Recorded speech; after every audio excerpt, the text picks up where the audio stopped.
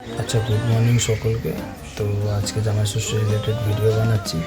তো আমার পঙ্খিরাজের ওপর আমার মেয়ে বউকে নিয়ে আমি জামাই ষষ্ঠীর উদ্দেশ্যে রওনা দিচ্ছি। পেছনে আমার মা দুগ্গা করছিল। তো তারপরে আমি বাড়িতে এসে মানে দেখতেই পাচ্ছ এত কিছু খাবার দিয়েছে। মানে এটা ব্রেকফাস্টে ষষ্ঠীর সময়, যখন ষষ্ঠী করবে আমার শাশুড়ি। তো মানে এত ফল দিয়েছে, আমি রাখতে পারছিলাম না আমার নিজের কাছে এমনি। তাই জন্য ভাবলাম যে আমার বউকেই দিয়ে এটা সামলে রাখো তুমি, আমি তাই জন্য বললাম। তো আমার অনেক কিছু লেস ফ্রেস কুরকুরে, তারপর ডেয়ারি মিল্ক, অনেক রকমের কিছু বিস্কুট এসব দিয়েছে।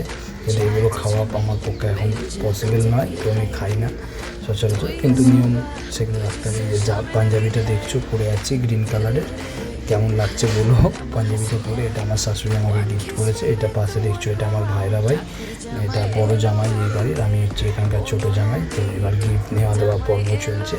তো আমার শাশুড়িকে আমি একটা শাড়ি আর একটা মিষ্টির প্যাকেট দিয়ে মানে আমার যে গিফটটা ওটা দিলাম। তো তার খুব ভালো লেগেছে, সে বলেছে।